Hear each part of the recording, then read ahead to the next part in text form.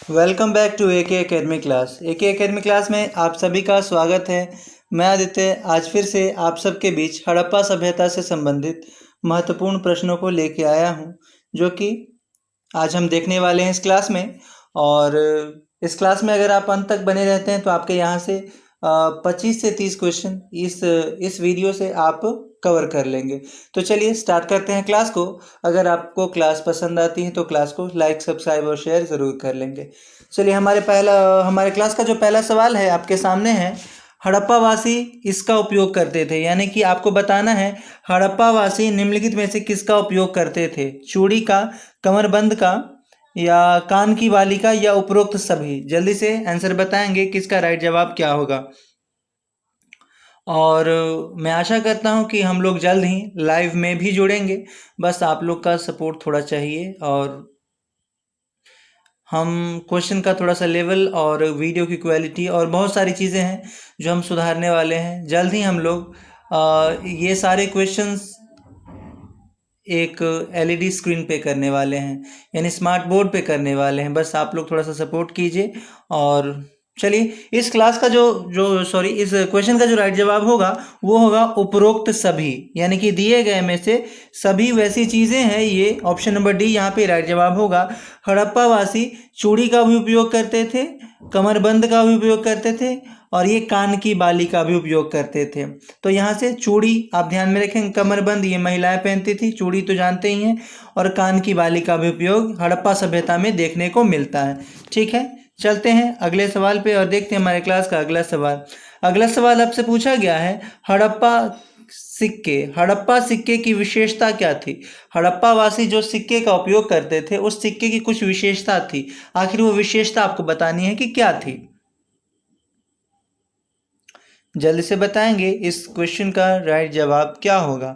और फ्रेंड्स कुछ क्वेश्चंस होते हैं जो कि मैं आपको वीडियो में पूछता हूं, आप लोग प्लीज़ कमेंट बॉक्स में उस क्वेश्चन का आंसर ज़रूर लिखा कीजिए, मुझे अच्छा लगेगा। ठीक है, और डेली हम लोग इस प्रकार से क्वेश्चन की सीरीज लाया करेंगे और इसकी प्रैक्टिस भी करेंगे। ठीक है, तो यहाँ पे जो हड़प्पा वासी सिक्के की क्या विशेषता थी आपसे पूछा गया था। तो इन पर जानवरों के चित्र बने होते थे। इन सिक्कों पर 2 से 4 शब्दों में कुछ लिखा होता था। ठीक है, यहाँ पे ऑप्शन होगा ऑप्शन नंबर डी, बी और सी सही जवाब है। बी और सी, यानी कि इन पर क्या थे? जानवरों के चित्र बने हुए होते थे, और सिक्कों पर क्या था? 2 से 4 शब्दों में कुछ निशान छोड़े जाते थे, या उकेरित किए जाते थे, ताकि इससे ये पता चलता था कि ये किस राजा के द्वारा सिक्के चलाए गए हैं, और उनके मतलब उनको क्या क्या चीज़ें पसंद थी, क्योंकि उनके जो पसंदीदा चीज़ें थी वो सिक्के पे क्या करते थे? खुदवा देते थे। ठीक है, अंकुरित करवा देते थे या उकेरित करवा देते थे, यूँ कहें। ठीक है, तो इस सवाल का जो राइट जवाब होगा ऑप्शन नंबर डी, ध्यान में रखेंगे। चलते हैं हमारे क्लास के अगले सवाल पे और देखते हैं अगला सवाल। अगला सवाल आपसे पूछा गया है हड़प्पा वासी किस खाद्य पदार्थ से परिचित नहीं थे? जल्दी से बताएंगे हड़प्पा वासी किस खाद्य पदार्थ से परिचित नहीं थे? गेहूं, जौ, मटर, सरसों, चना? जल्दी से बताएंगे इसका राइट जवाब क्या होगा। और इसका जवाब फ्रेंड्स बहुत ही इजी है। चलिए, तो इसका जो राइट जवाब होगा वो होगा ऑप्शन नंबर डी, यानी कि चना। हड़प्पा वासी चने से परिचित नहीं थे, जबकि यहाँ पे पूछा गया था परिचित नहीं थे। ठीक है, नहीं थे पूछा गया है, इसीलिए ऑप्शन नंबर डी राइट जवाब होगा। वैसे मैं आपको बता दूं कि गेहूं, जौ, मटर और सरसों ये सभी चीज़ों से हड़प्पावासी परिचित थे, इसका उपयोग वो किया करते थे। लेकिन चना का उपयोग कहीं पे भी वर्णन देखने को नहीं मिलता है। ठीक है, ध्यान में रखेंगे। और चलते हैं अगले सवाल पे, देखते हैं अगला सवाल। अगला सवाल आपसे पूछा गया हड़प्पावासी तांबा का आयात कहाँ से करते थे? ये मोस्ट इंपॉर्टेंट क्वेश्चन है फ्रेंड्स। हड़प्पावासी जो तांबा का उपयोग किए, ठीक है, वो उसका आयात कहाँ से करते थे? मैंने आपको कल या परसों की वीडियो में बताया था कि हड़प्पा वासियों के द्वारा मनुष्य के द्वारा जो पहला उपयोग में लाया गया धातु था वह कौन था? अगर आपको याद है तो कमेंट बॉक्स में ज़रूर करेंगे आंसर कि वह धातु कौन था। यहाँ पे सवाल है हड़प्पा वासी तांबा का आयात कहाँ से करते थे, यह जल्दी से बताएंगे कि इसका राइट जवाब क्या होगा।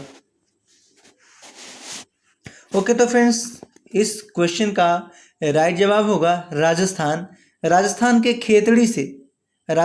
खेतड़ी ज़िले से हड़प्पा वासी क्या करते थे, ये तांबे का आयात करते थे, ठीक है, यहाँ से मंगवाते थे।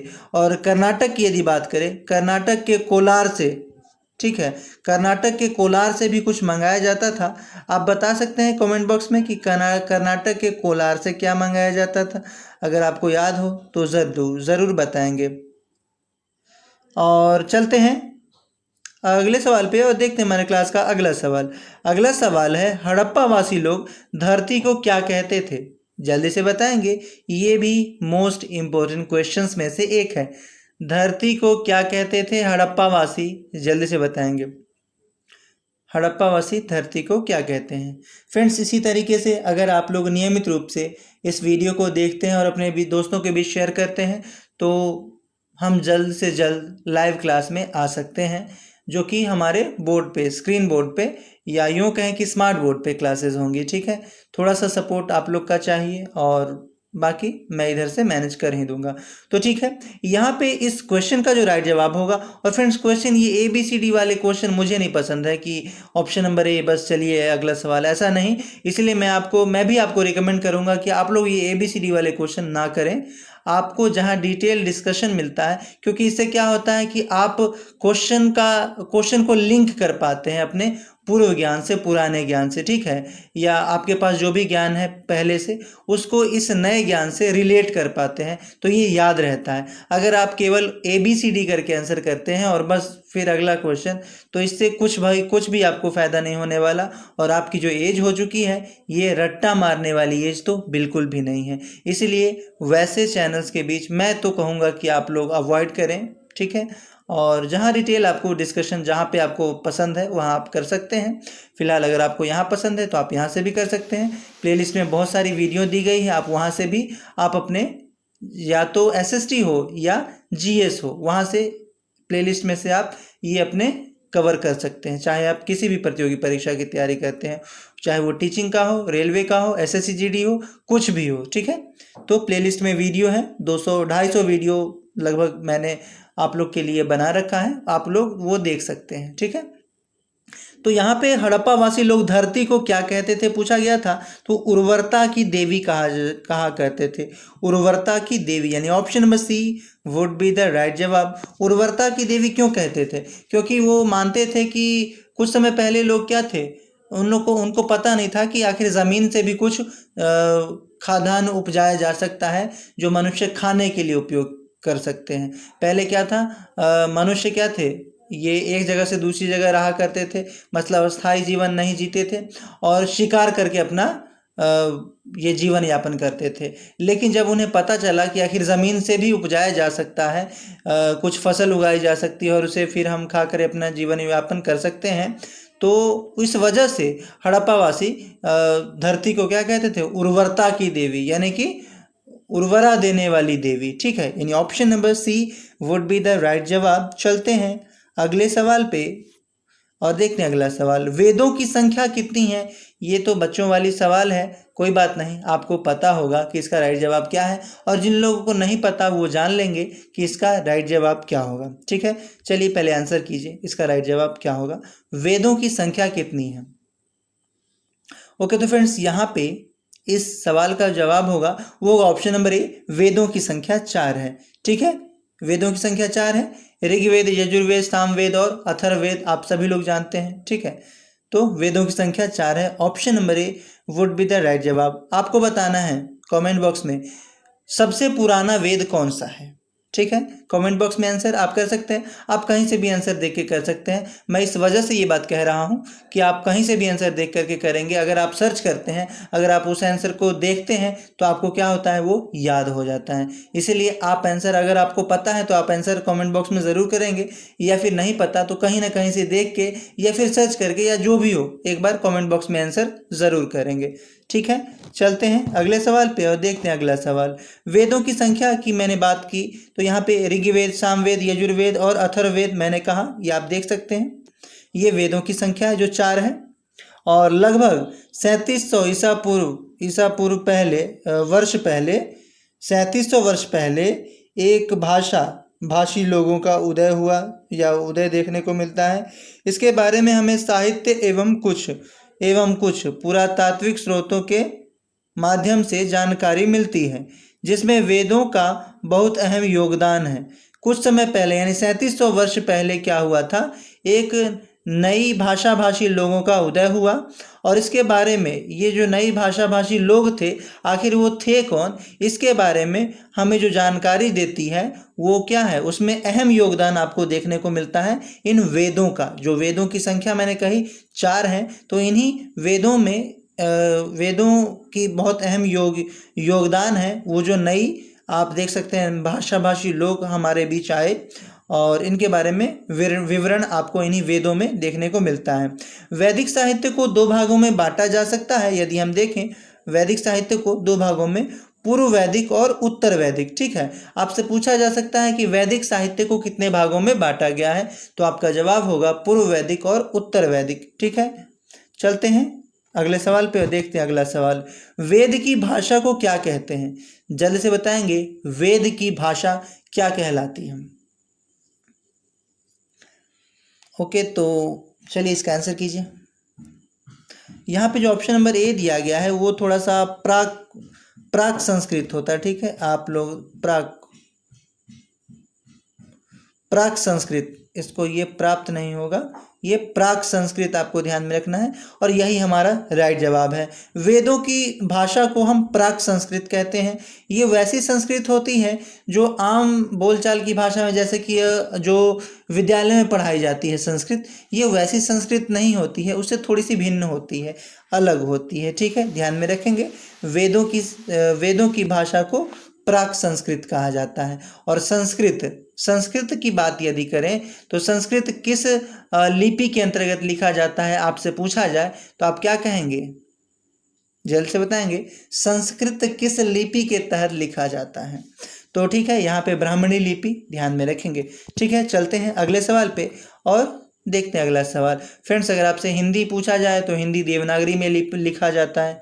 ठीक है, और अंग्रेजी पूछा जाए किस लिपि में लिखा जाता है, तो रोमन लिपि में लिखा जाता है। ये बातें तो आप सभी लोग जानते ही होंगे।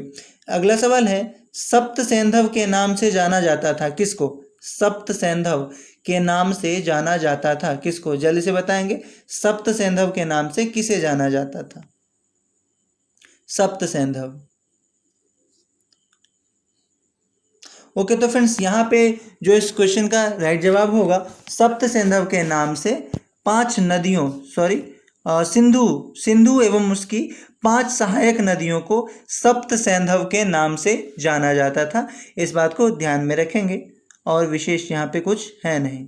चलते हैं अगले सवाल पे। दोआब किसे कहा जाता है? दोआब, जल्द से बताएंगे फ्रेंड्स, दोआब किसे कहा जाता है?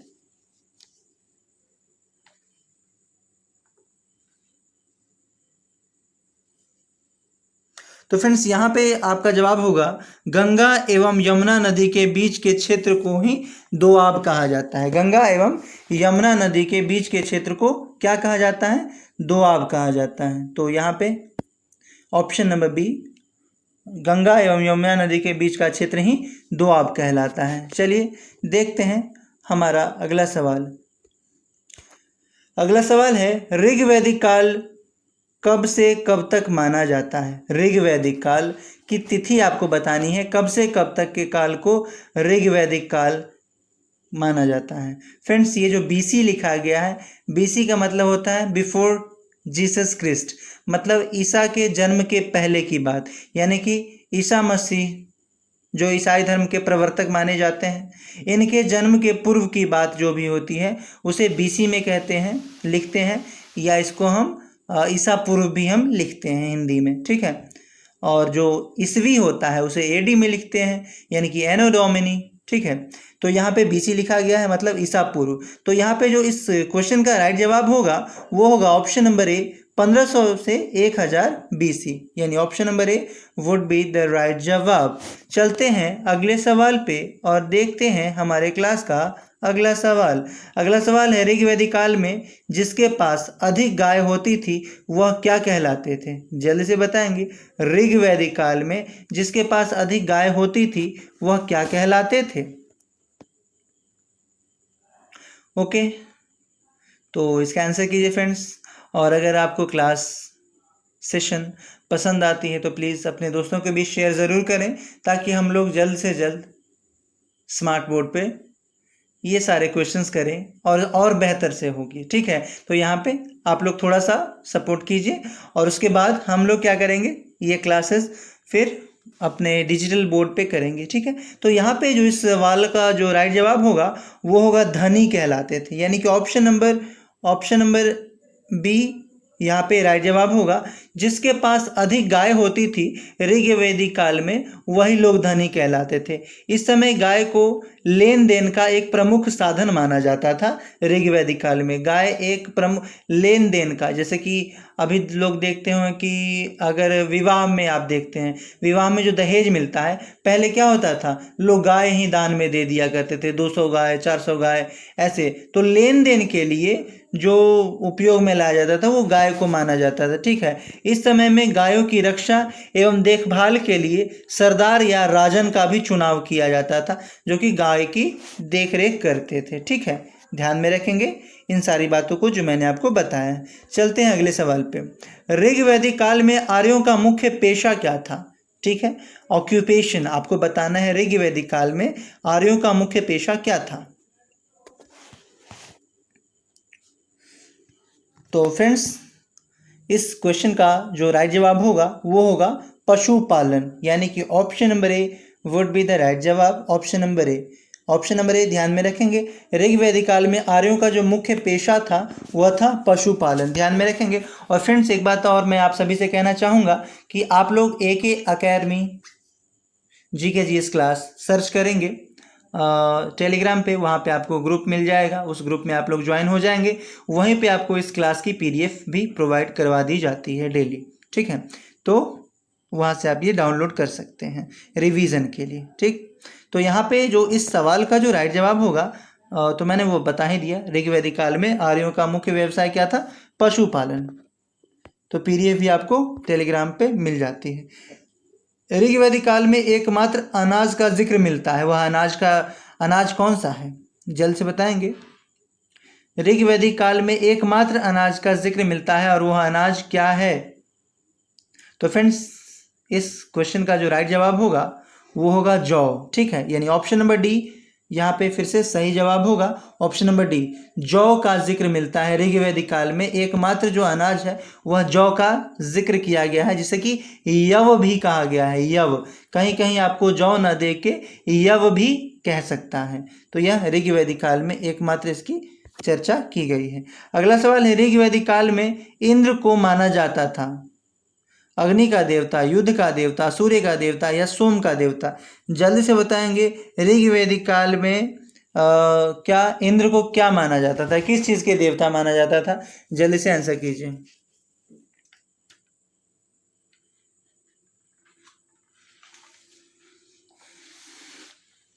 तो फ्रेंड्स, यहाँ पे जो इस क्वेश्चन का राइट जवाब होगा वो इंद्र को युद्ध का देवता माना जाता था। ठीक है, युद्ध का देवता इंद्र को माना जाता था, यानी ऑप्शन नंबर बी, युद्ध का देवता।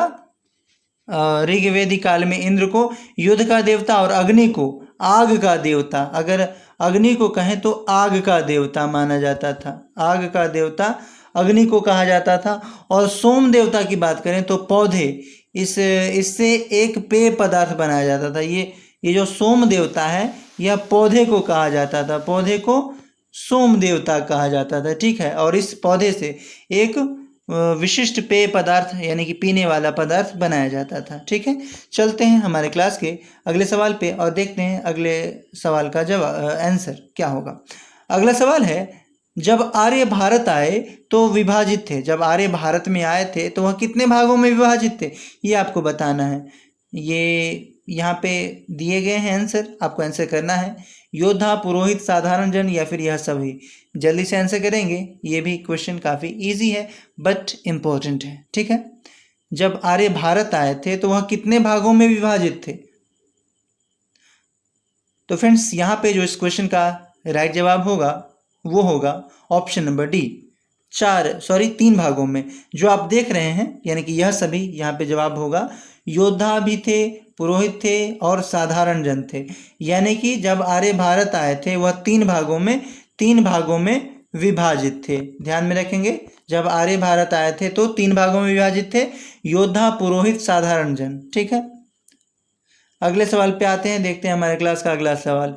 ऋग्वेद के पुरुष सूक्त में कितने वर्णों का जिक्र मिलता है? वर्ण मतलब आप अभी देख सकते हैं वर्तमान समय में SC ST जो हम कहते हैं, OBC कहते हैं, जनरल कहते हैं, तो यही वर्ण उसे ही कहा जाता है, जाति को कहा जाता है। ठीक है, वर्ण।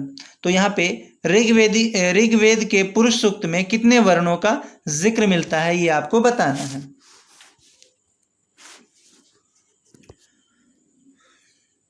तो फ्रेंड्स यहाँ पे जो राइट जवाब होगा वो होगा ऑप्शन नंबर ए। ऋग्वेदिक काल में के पुरुष सूक्त में चातुर्वर्ण समाज का जिक्र मिलता है, यानी ब्राह्मण, क्षत्रिय, वैश्य और शूद्र। ठीक है, और ये सभी ब्रह्मा के क्या है? ब्रह्मा ने ही इन सभी को जन्म दिया है, या ब्रह्मा से ही इन सभी की सृष्टि हुई है, यूँ कहा जा सकता है। ठीक है, तो यहाँ पे ब्राह्मण, क्षत्रिय, वैश्य और शूद्र ध्यान में रखेंगे। ऋग्वेद के पुरुष सूक्त में चातुर्वर्ण समाज यानी 4 वर्ण के समाज का जिक्र मिलता है। ठीक है, ध्यान में रखेंगे।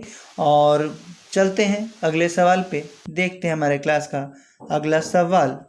अगला सवाल है, उत्तर वैदिक काल जो कि 1000 से 600 BC में माना जाता है, अपना मुख्य पेशा किसे बनाया था? जल्दी से बताएंगे। वो ये उत्तर वैदिक है। ठीक है, और वो क्या था जो हमने पीछे पढ़ा 1500 से 1000 ईसा पूर्व, वह क्या था और यह क्या है? इन दोनों में अंतर यदि आप जानते हैं तो कमेंट करेंगे। चलिए मैं ही आपको बता देता हूँ। ऋग्वैदिक काल की यदि हम बात करें तो 1500 से 1000 ईसा पूर्व माना जाता है, जबकि हम उत्तर वैदिक काल की बात यहाँ पे पूछ रहे हैं। उत्तर वैदिक काल, तो उत्तर वैदिक काल 1000 से 600 BC माना जाता है। ठीक है, 1000 से 600 ईसा पूर्व। ठीक है, तो यहाँ पे जो थी, आर्यों ने अपना मुख्य पेशा किसे माना था उत्तर वैदिक काल में, यह आपको बताना है। तो ओके फ्रेंड्स, इसका जो राइट जवाब होगा वो होगा एग्रीकल्चर यानी कि कृषि, यानी ऑप्शन नंबर बी यहाँ पे राइट जवाब होगा। उत्तर वैदिक काल जो कि 1000 BC से, ये आपको तिथि ध्यान में रखना है, कभी कभार तिथि भी पूछ लिया जाता है। ठीक है, इसलिए इसे इग्नोर ना करेंगे।